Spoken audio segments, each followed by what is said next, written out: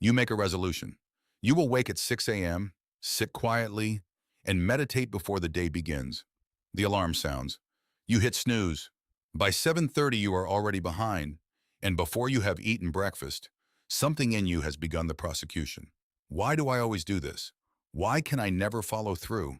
What is wrong with me? There was the person who made the resolution the night before. Call that the thinker. There was the person who hit snooze. Call that the doer. The thinker is not noting what happened. It is condemning the doer. It is calling them weak, undisciplined, worthless. An internal civil war has started, and both sides are you. This is the anatomy of self-punishment. Not one thing going wrong, but a split.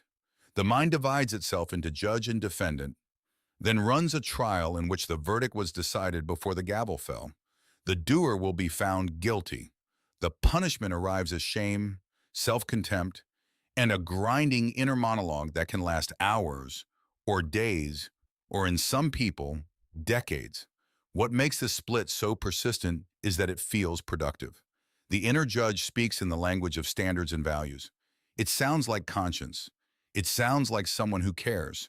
The person being punished accepts the punishment because refusing it would feel like refusing responsibility.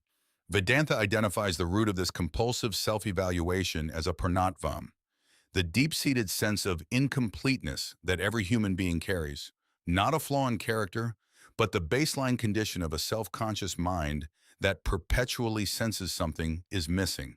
That sense of lack does not stay neutral. It goes looking for evidence. Every mistake the doer makes becomes new evidence for the prosecution. The conclusion the judge reaches, "I am worthless," is a verdict on the person. That is the precise moment when evaluation becomes destruction. You are no longer a person with a problem to correct. You are the problem. This is why the inner judge is so relentless. It is trying to resolve a feeling of inadequacy that no amount of self-criticism can touch. You could flagellate yourself for a year over a single mistake and arrive at the end no less inadequate feeling than when you started, only more exhausted and more convinced that you are fundamentally deficient. Most people recognizing this pattern will immediately ask, isn't some degree of self-criticism necessary? Don't I need the inner judge to keep myself honest? The fear underneath that question is real and deserves a real answer. The inner judge has never produced a person who makes fewer mistakes because they hated themselves into improvement. What it reliably produces is a person so bruised by the last failure that they have less capacity, not more, to act well the next time. Self-punishment and responsibility have the same starting point. A mistake was made, but they go in entirely opposite directions from there. When you make a mistake, two things are required. First, a clear-eyed recognition that you erred, accompanied by sincere regret. This is pashcattapah, the immediate, healthy sting of realizing you caused harm or fell short. It is information. Something went wrong, and a healthy mind registers that with appropriate gravity. Second, that recognition must translate into prayashcittam, atonement, damage control, remedial action. This means doing what is concretely necessary to neutralize or repair the harm caused. An apology where one is owed, a correction where one can be made, a resolution arrived at clearly, not to repeat the action. These two together, pashcattapah and prayashcittam, constitute the complete and sufficient response to any mistake. What is absent from this structure is extended suffering. Prolonged self-condemnation does not appear in the sequence because it does not belong there. Consider how a responsible newspaper handles a serious error. It printed a story containing damaging false information. The next day, it publishes a small box in a corner of the back page. An error appeared in yesterday's edition. The error is regretted. No correction of the record, no genuine acknowledgement of the harm done, just a ritual gesture toward remorse designed to protect the newspaper's image. That is not prayashcittam. That is the appearance of responsibility without its substance. Contrast this with a newspaper that runs a prominent correction, contacts those who were harmed, publishes their response, and reviews its fact-checking process. The remorse is real, and it has moved directly and completely into action. Suffering is not corrective action. You can feel terrible about something for years and have done nothing to address it. Pashcattapah is the honest recognition. Prayashcittam is what that recognition demands. Between those two things, and only those two, is where genuine responsibility lives. The pattern is identical internally. Feeling guilty in a general, ongoing way is the emotional equivalent of that small back page box. It gestures toward the mistake without doing anything about it.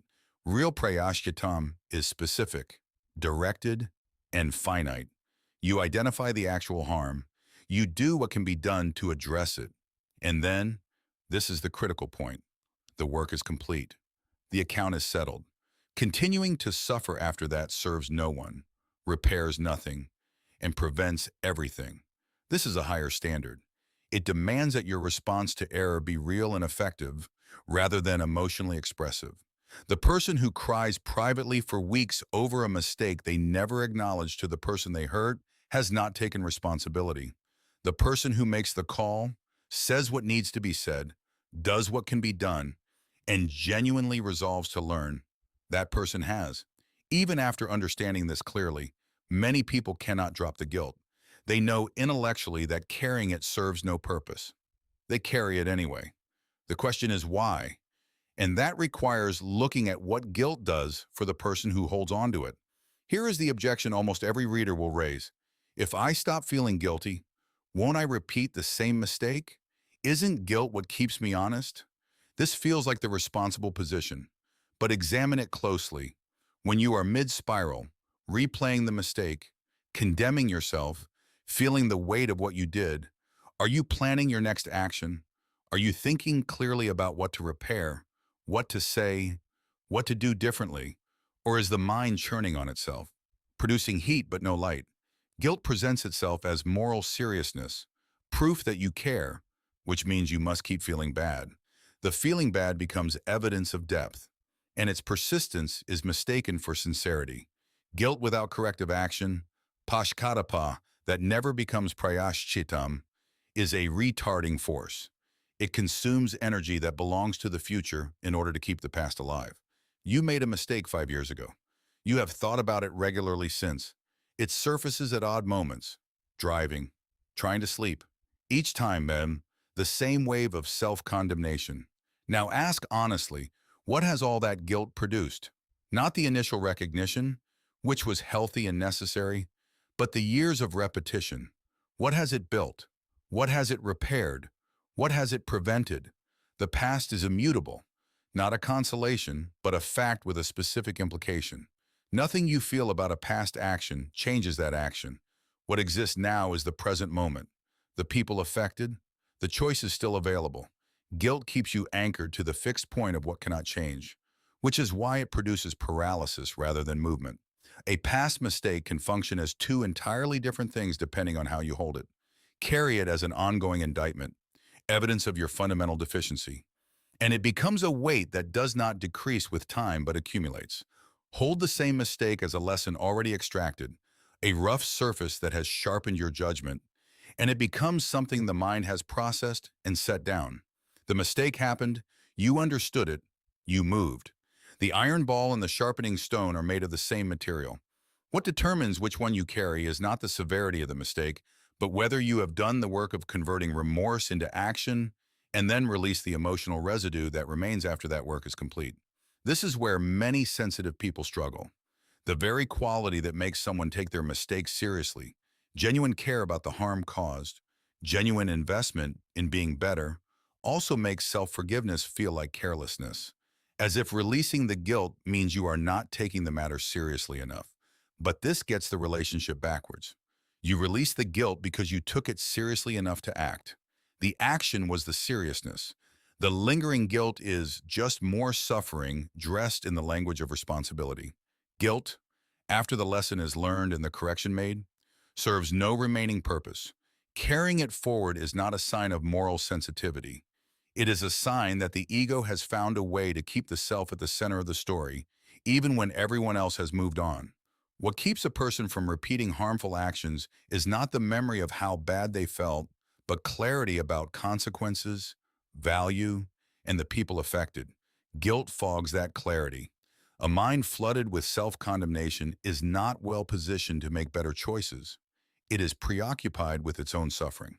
That points to something more fundamental than a habit or a feeling. It points to an identification so basic that most people have never examined it.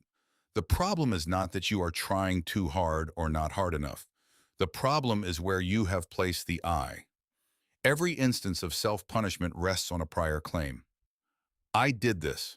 Not the mind, not the body, not a moment of poor judgment operating through a particular configuration of habit and circumstance. But I, fundamentally, as a person, as a self. This claim is what Vedanta calls courtroom. It is the ego's foundational assertion. I am the agent. I acted. I failed. Therefore, I am the one who must suffer. As long as this identification is absolute and unexamined, guilt is not a passing emotion, but an identity. You cannot forgive an identity. You can only inhabit it or see through it. When you make a mistake that affects someone you care about, the initial pain, that quick recognition that you caused harm, is pashcattapah. It is sharp, specific, and useful. It points toward prayashcittam, toward repair. But within seconds, often, something else begins. The mind starts building a case. It reaches back through memory, finding other evidence of failure. It extrapolates forward, predicting future inadequacy. The specific mistake becomes proof of a general verdict. This is who I am. That expansion, from I did something harmful to I am fundamentally harmful, is courtroom fully activated. The doer has absorbed the act entirely into its identity. A person driving a car at 60 miles an hour says, without thinking, I was doing 60. The movement belongs entirely to the car. The person seated inside is not moving in any mechanical sense. The engine, the wheels, the road are doing what they do. Because the passenger is identified with the vehicle, the car's motion becomes their motion. This is superimposition, the activity of one thing attributed to another. Something similar operates in guilt. The body-mind complex acts through its conditioning, its habits, its limited perception of a situation. The action belongs to that complex. The I, having identified completely with the body-mind, absorbs the action as its own and then, when the action is judged wrong, absorbs the verdict too. Recognizing courtroom does not mean denying that actions have consequences or that the body-mind complex that acted has no role in repairing harm. Prayashcittam remains fully intact. The harm caused must still be addressed. What changes is the structure of the I that carries out that correction.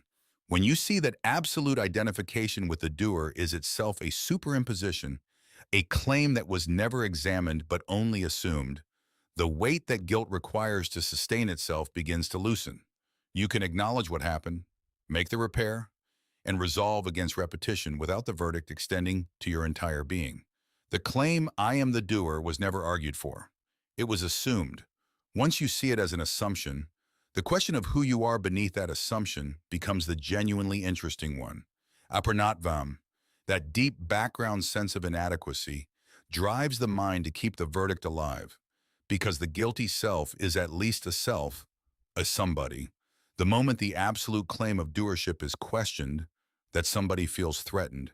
This is why self-condemnation can feel, paradoxically, like integrity, like proof that you take your actions seriously. But carrying the weight of courtroom is not seriousness. It is a confusion about identity dressed as moral rigor. The question is no longer, how do I handle guilt better? The question is, who is the one doing the handling?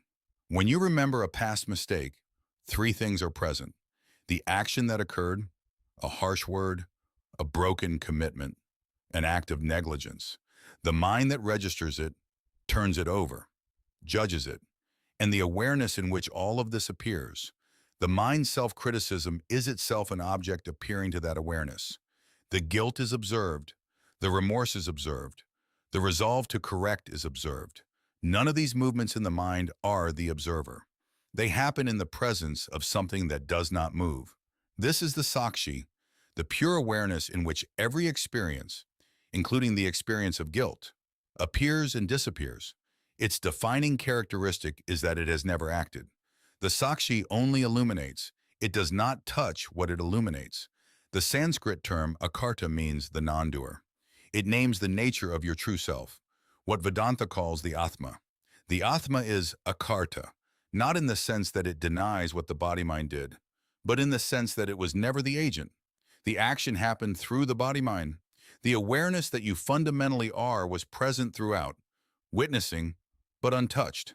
As one teacher states directly, if that is so, what good or bad action is there for Atma? It never did anything, and is therefore free from guilt. The corrective action, the prayashcittam, still happens. The repair still happens. The lesson is still learned. But the one the mind was prosecuting in its endless internal courtroom was never the real I. When a film is projected on a screen, scenes of violence, fire, and catastrophe appear. The screen is illuminated by every frame. The screen itself is not burned. It carries no scar from what was shown on it. Self-condemnation is the confusion of believing you are the fire in the film when you are the screen. Most people have spent their entire lives identified as the character in the story who made mistakes and must be punished. The recognition that you are the Sakshi, the silent Atma, does not arrive as a dramatic event. It arrives as a question that becomes unanswerable in the old terms. When the mind says, I am guilty, ask, who is aware of that thought? Whatever knows that guilt is present, that is closer to what you are. The Atma, as akarta, requires no punishment because it committed no act. It was never the prosecutor, the accused, or the courtroom. It was always only the light in which the entire proceeding was visible. This recognition does not make you careless about how you live. When you are no longer consuming your energy in self-persecution, that energy becomes available for the one thing that changes anything. Clear-eyed, compassionate action. Self-punishment and responsibility are not two intensities of the same thing. One turns the mistake into a verdict about who you are. The other treats the mistake as information about what needs correcting. The first paralyzes, the second repairs. The iron ball of guilt does not sharpen you, it stops you at the spot where you fell. The one who watches all of this, the mistake, the remorse, the repair, is not the one who made the mistake. That witness remains untouched. This changes the practical shape of a bad day. You say something cruel to someone you love. The old sequence runs, feel terrible. Replay the moment, conclude something damning about your character. Carry that conclusion forward while calling it accountability. The new sequence, register the pashcattapah. Apologize directly. Correct the record. Make the damage smaller if you can. That is prayashcittam. After that, there is nothing more the past requires of you. What comes after, the replaying, the self-verdict, the ongoing punishment, is kartritvam, the ego clinging to its identity as the one who failed, because it does not know what else to hold. The person who has understood this distinction does not become careless. Dropping guilt is not dropping standards. A sensitive person will still feel the pain of a mistake. That pain is appropriate. It is the first honest signal that something went wrong, and it should be listened to. What it should not do is settle into permanent residence. Once it has triggered the corrective action it was designed to trigger, its job is done. Carrying it further is a refusal to let the past become past. Is there a mistake you are still carrying, not because there is anything left to repair, but because releasing it feels like betraying the seriousness of what happened? What would it mean to let the witness set it down? What becomes possible when guilt is not the mechanism holding your ethics in place is quieter and more stable. You can look at a mistake with the same directness a surgeon brings to a wound, not in horror, not in self-excoriation, but with the clear intention to fix what can be fixed. The Sakshi provides this vantage point not as a philosophical escape from consequences, but as the only position from which consequences can be handled cleanly. From inside the guilt, you are managing your feelings about the mistake. From the witness, you are managing the mistake itself. Mistakes call for acknowledgement, repair, and resolution. They do not call for a sentence. And the one in you who knows this, who has been watching with calm attention, was never on trial to begin with.